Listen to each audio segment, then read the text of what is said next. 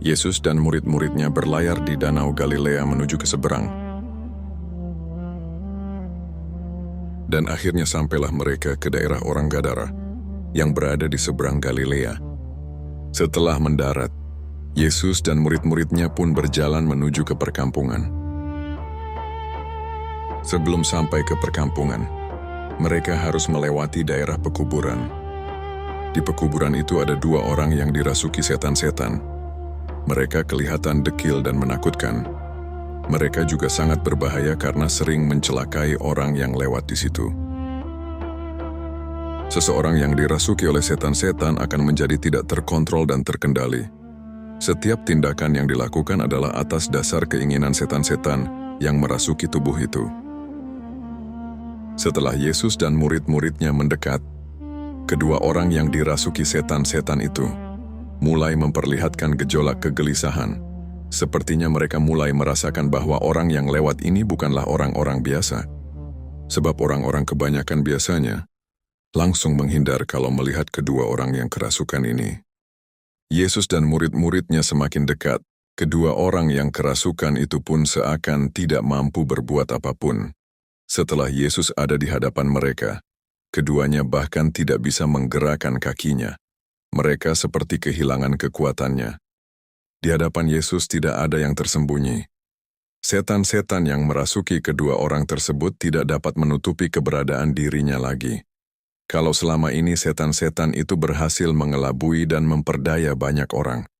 Tapi di hadapan Yesus, setan-setan itu tidak bisa lagi menipu dan berdusta. Setelah sekian lama setan-setan itu memperdaya dan menyiksa 2 orang itu, akhirnya mereka memperlihatkan diri mereka.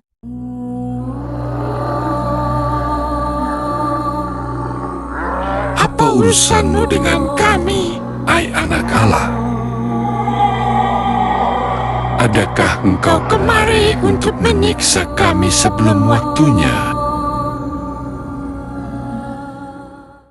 Setan-setan yang merasuki kedua orang itu tentu mengenali siapa sejatinya Yesus Kristus, sebab setan-setan itu adalah makhluk roh yang dapat mengenali kuasa ilahi dalam diri Yesus.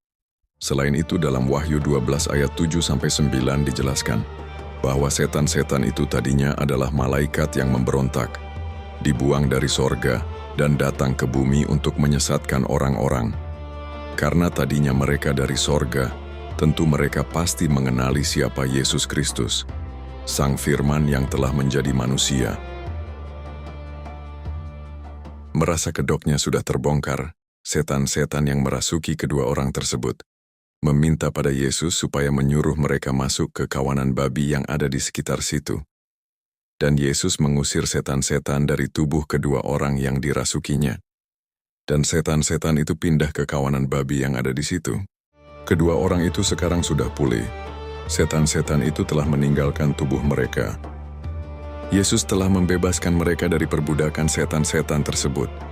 Kedua orang tersebut sangat bersukacita, demikian juga para murid Tuhan Yesus. Kedua orang itu memohon kepada Yesus supaya diperkenankan untuk ikut dalam rombongan Yesus dan murid-muridnya.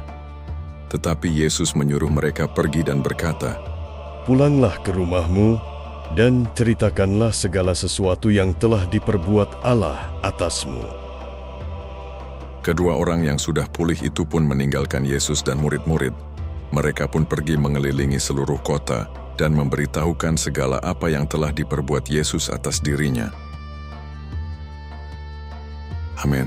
Terpujilah Yesus Kristus Tuhan kita.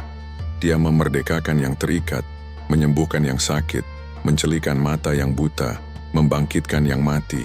Bagi Dialah segala hormat dan pujian. Kalau Anda diberkati lewat video ini, silakan bagikan dan subscribe channel ini, supaya lebih banyak video pengupasan firman Tuhan kami bagikan.